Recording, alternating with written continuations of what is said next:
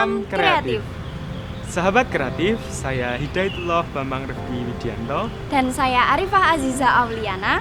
Kami dari kelas 10 Karawitan 1 SMK Negeri 1 Kasihan SMKI Yogyakarta. Hari ini kami berkesempatan berwisata budaya tepatnya di situs Kerto, Kapanewon Pleret, Kabupaten Bantul.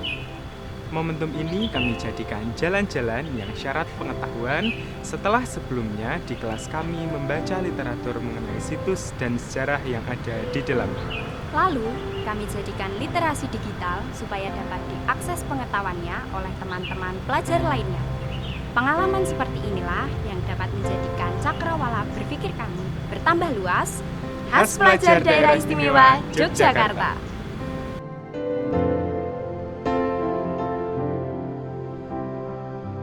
Yogyakarta yang dikenal sebagai wilayah kerajaan Mataram Islam memiliki catatan sejarah dan peninggalan berupa situs dan artefak. Menurut sumber tertulis dari jogjacagar.jogjaprof.go.id, Kerto merupakan lokasi bekas ibu kota kerajaan Mataram Islam abad ke-17 atau periode pemerintahan Sultan Agung 1613 sampai 1646. Saat ini merupakan bagian dari Dusun Kerto dan Dusun Kanggotan, Desa Pleret, Kecamatan Pleret. Sahabat kreatif, kami telah sampai di depan situs Kerto. Tampak dari sini bangunan masih dalam tahap ekskavasi, yaitu penggalian kembali situs yang masih berada di dalam permukaan tanah. Seperti apa keseruan wisata budaya kita kali ini? Yuk, tetap ikuti kami ya! Terdapat beberapa variasi nama yang digunakan dalam berbagai literatur untuk menyebut lokasi situs keraton ini, yaitu Kerto, Kerta, dan Kerto. Sedangkan dalam literatur kuno Belanda sering ditulis dengan nama Carta. Lokasi ini berupa wilayah pemukiman, pekarangan, dan tanah tegalan yang memiliki beberapa tinggalan arkeologis.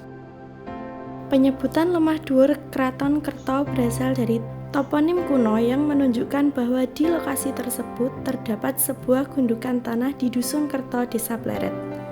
Gundukan tanah setinggi 1-1,5 meter dari permukaan tanah saat ini diduga sebagai bekas Sitinggil Kraton Kerto. Kata Lemah Dhuwur Kraton Kerto berasal dari bahasa Jawa Ngoko, Siti Inggil, atau bahasa Jawa Kromo halus. Kedua frasa tersebut artinya tanah tinggi. Bentuk areal tanah yang ditinggikan ini pada masa-masa kemudian menjadikan salah satu komponen yang selalu terdapat pada keraton-keraton kerajaan Mataram Islam. Bahkan keberadaan si Tinggil tersebut pertama kali dijumpai pada Keraton Kerto ini. Berdasarkan hasil ekskavasi Dinas Kebudayaan DIY tahun 2007, sektor Lemah Dhuwur Kraton Kerto tersebut disimpulkan sebagai lokasi Sitinggil Kraton Kerto. Hal ini ditunjukkan dengan temuan permukaan berupa umpak-umpak batu andesit yang berukuran cukup besar. Sahabat kreatif, di belakang saya terdapat batu umpak yang terbuat dari batu andesit. Jikalau kita amati lebih lanjut, batu umpak ini berukiran huruf hijaiyah. Semakin menguatkan bahwa pengaruh budaya Islam sangat berpengaruh dengan umpak tersebut. Peninggalan Kerajaan Mataram Islam. Temuan hasil penggalian berupa struktur-struktur fragmentaris dari bata yang menjadikan bentuk talut, anak tangga, gapura, dan pagar cepuri, serta stratigrafi yang menunjukkan adanya kegiatan peninggian permukaan tanah. Selain itu, didukung pula dengan keberadaan toponim di tempat ini, yaitu Lemah Dhuwur Kraton Kerto sama dengan Sitinggil. Kompleks Kraton Kerto diperkirakan memiliki fasilitas yang cukup lengkap meskipun ukurannya lebih kecil dibandingkan keraton lainnya. Upaya dari pemerintah terkait penggalian situs ini adalah upaya mengungkap kembali tentang situs ini. Ini sangat berguna sekali bagi kami, pelajar daerah istimewa Yogyakarta, di mana kami bisa mengenal sejarah masa lalu melalui berwisata budaya ke tempat-tempat bersejarah di Yogyakarta.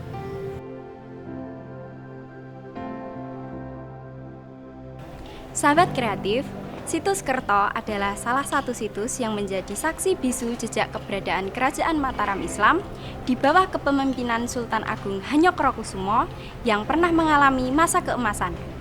Keberadaan situs ini kurang lebih 6,6 km arah selatan pusat kota Yogyakarta.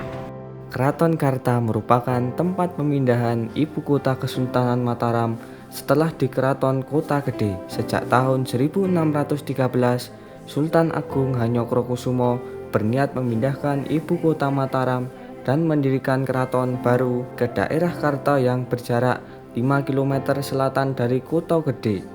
Upaya untuk memindahkan ibu kota Mataram baru terwujud pada tahun 1617.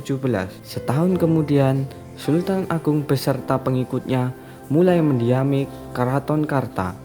Meskipun Ibu Suri masih berada di Kota Gede.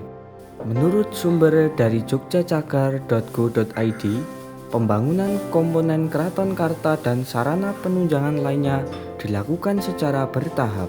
Dalam Babad Mumana dan Babad Ing Sengkala disebutkan pembangunan yang dilakukan di antaranya memeriksa lahan Karta tahun 1617, Boyong Kedaton menuju Karta tahun 1618, membangun Proboyekso tahun 1620, membangun Sitinggil tahun 1625, membangun pemakaman Giriloyo tahun 1629, dipimpin oleh Panembahan Juminah, membuka Bukit Merak menjadi pemakaman Astina Himogiri tahun 1632 sampai 1645, membangun bendungan Sungai Opak tahun 1637, membangun segaran atau danau buatan di Pleret tahun 1643. Sekitar 1 tahun setelah pembangunan terakhir, Sultan Agung Hanyokrokusumo wafat. Kemudian tahta digantikan oleh Amangkurat I. Atas kehendak raja, ibu kota Mataram dipindahkan kembali dari Karta menuju Pleret. Dalam Babad Ing Sengkala, perpindahan menuju keraton baru tersebut terjadi pada tahun 1647. Pada kesempatan yang lalu, kami dari tim kelas 10 Karawitan 1 tahun 2023 berkesempatan mengunjungi situs Kerto. Situs ini berjarak kurang lebih 6,6 km arah selatan kota Yogyakarta. Tampak situs ini masih dalam tahap ekskavasi oleh Dinas Kebudayaan Yogyakarta. Kami juga bertemu dari rombongan sekolah lain yang berasal dari SMP di wilayah Kabupaten Bantul. Dari pengamatan kami terdapat 2 umpak yang masih terjaga dan terbuat dari batu andesit, juga batu bata merah yang berada di bawah permukaan tanah.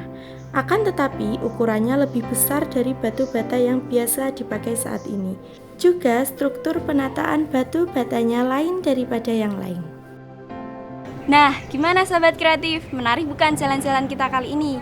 Wisata budaya tim kelas 10 Karawitan 1 SMKI Yogyakarta lakukan semata-mata untuk menambah bekal pengetahuan yang dekat dengan kehidupan kami sebagai pelajar.